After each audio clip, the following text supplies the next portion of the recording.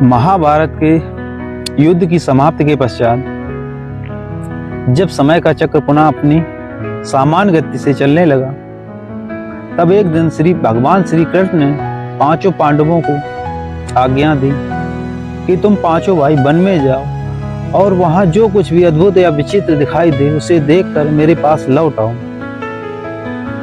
मैं तुम्हें उसका प्रभाव अर्थ समझाऊंगा। पांचों पांडवों वन की ओर प्रस्थान कर गए। सबसे पहले धर्मराज युधिष्ठिर ने एक विचित्र दृश्य देखा। उन्होंने देखा कि एक हाथी की दो सूंड हैं। यह दृश्य उन्हें अत्यंत आश्चर्यजनक लगा। दूसरी ओर अर्जुन ने देखा कि एक पक्षी है जिसके पंखों पर वेदों की रचनाएं अंकित हैं, किंतु वह मृत मांस का भक्षण कर रहा है। यह दृश्य भी उसे चकित कर गया। तीसरा आश्चर्य भीम ने देखा। उन्होंने देखा कि गाय ने बछड़े को जन्म दिया और उसे इतना अधिक चाट रही है कि बछड़ा लहूलुहान हो गया। चौथा दृश्य सहदेव ने देखा। उन्होंने पाया कि 6-7 कुएं पास पास हैं। चारों ओर के कुओं में पानी भरा है, किंतु बीच का कुआं जो सबसे गहरा है पूरी तरह सूखा पड़ा है।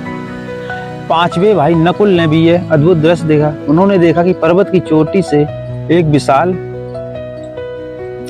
शिला लुढ़कती हुई नीचे आई है।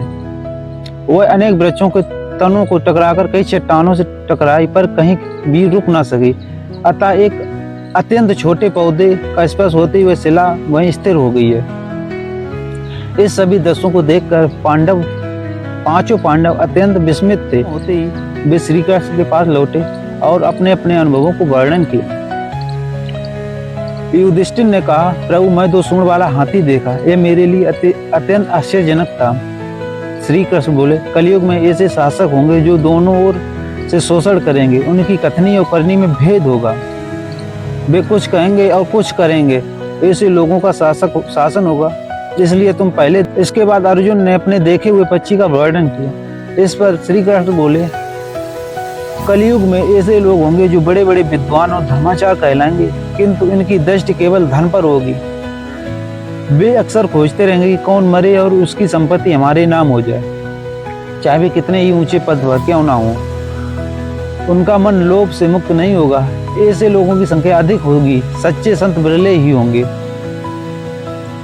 भीम ने गाय और बछड़े का दृश्य सुनाया तो श्री कृष्ण बोले, कलयुग में लोग अपने बच्चों के प्रति इतना अधिक मोह करेंगे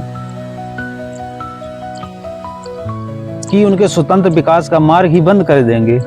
यदि किसी का पुत्र साधु बने तो समाज उसे पूजेगा, किंतु यदि अपना पुत्र वैसा करे तो लोग विलाप करेंगे। इस अति ममता के मनुष्य अपने बच्चों को बंधनों में जकड़ देगा। वास्तव में पुत्र पुत्रियां तुम्हारी संपत्ति नहीं है। यह शरीर मृत्यु की अमानत है और आत्मा परमात्मा की। जो इस सत्य को जान लेते भवसागर पार करता है। सहदेव ने सूखे कुएं का वर्णन किया। कृष्ण बोले, कलयुग में लोग विवाह उत्सव और दिखावे पर अपार धन खर्च करेंगे, किंतु पास में कोई भूखा हो तो उसकी ओर दृष्टि भी नहीं डालेंगे। विलास व्यसन और भोग से धन लुटाया जाएगा, पर किसी के आंसू पोंछने की इच्छा नहीं होगी। जिनके हृदय में करुणा शेष रहेगी उन पर कलयुग का नहीं ईश्वर का प्रभाव होगा।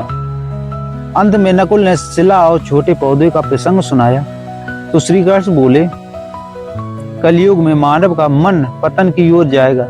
न धन की चट्टानें उसे रोक पाएंगी, न सत्ता के वृक्ष, किंतु हरि नाम का एक छोटा सा अंकुर, हर कीर्तन का छोटा सा बीज उसके पतन को रोक सकता है। यदि ये 10 पांडवों ने उस युग में देखे थे, किंतु कलयुग में वे अपनी पूरी सत्यता के साथ प्रकट होते दिखाई देते हैं। जय सिया राम।